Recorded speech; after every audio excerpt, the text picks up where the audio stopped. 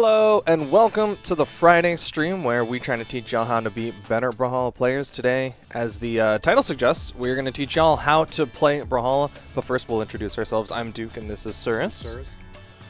Cirrus, you've been playing Brawlhalla for a while now. You've learned a couple of weapons. Sword, spear. I think I taught you a little bit of bow, a little bit of gauntlets, but today we're going to do a deep dive on hammer. We'll go through the grounded moves first. There's the neutral light. It's this double kick, right? Bop, bop. And then it ends. If you get any of these first two kicks, ends with that hit. What's nice about this is it comes out super quick. So it's kind of your get off me, right? Okay. So someone's stacked, maybe a Katars or a Gauntlet player is stacked on you. Just get off me. Okay, that hit stacked? Yes. And that's quick too, like in terms of yeah, it's I think it's 5 or 6 startup frames. Okay. So it's very quick. That's a good follow-up. Yeah. So that, yeah, exactly. Yeah, you're remembering stuff from other ones. It's not the best follow-up because it has very short range, but it is a good kind of protective move. What's kind of nice about it is at low damage, you can go straight into like a side light, right? Because it has this kind of horizontal send. You get follow-ups on it. So you can follow up with a side light. That's a chase dodge into a side light. Also follow up with side sig. Alright, so next move. This is the stomp. This is the downlight. I will always call it a stomp because it is a stomp visually, but that's just kind of one of those community terms that has stuck with me since day one. And I'm just like, it's the stomp. I mean, yeah. So if I'm ever like, here's your hammer combo, it's stomp into thing, it's because I'm saying hammer downlight. This is your only real true combo starter.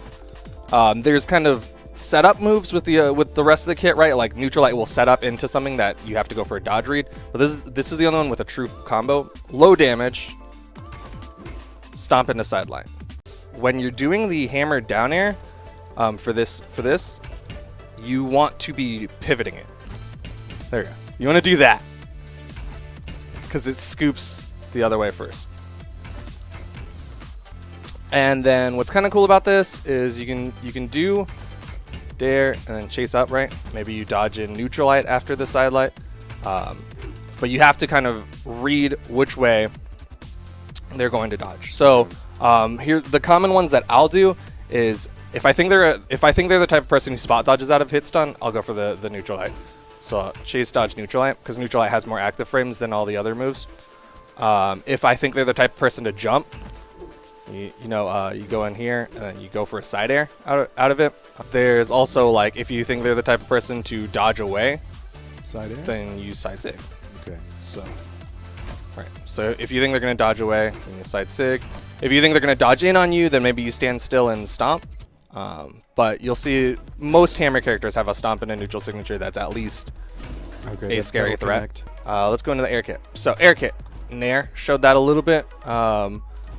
It's really good for just juggling. So if you've already hit them with a dare, right? You just juggle them like this. And if they don't change the way they're landing, then you just do this. You're shaking your head like you've been that person who gets hit by that. Feels bad. Yeah. Okay, so last two moves, hammer ground pound and hammer recovery. Everything else is signatures. Hammer recovery, as somebody pointed out, this thing does not have the most upward movement in the world. It kind of trades that off by having a very strong reversal power to it, right? So if somebody is above you and you hit them with this, they're gone. Okay. They're gonna go down, and then you go into the ground pound, which is super hard hitting. It is one of the hardest hitting ground pounds in the game, but it is also very slow. Russian Mafia starts off with a stomp, and then from there you're going to do a jump, a chase dodge, which you can only get because you hit them with that stomp, and then a recovery, all in a very short time frame. We'll see if we can do it.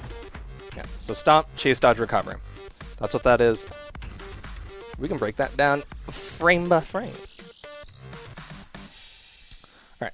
So there's a stomp. Immediately jump, chase dodge, recovery. It is so quick you don't even get to see the circle around the chase dodge to let you know it's a chase dodge. But everyone knows it's a chase dodge. Stomp, chase dodge, recovery. And then from here, this is where it gets kind of tricky. So usually off the stomp, chase, dodge, recovery, you want to go for the down air reversed, because it is the fastest one to do out of it.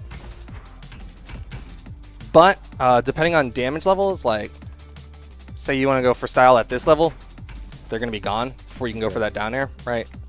So that's where you kind of have to decide, are you going to go for the nair out of it? Are you going to go for a side air out of it? It's kind of just how you want to do it out of that point. But it all starts with that initial stomp into chase dodge.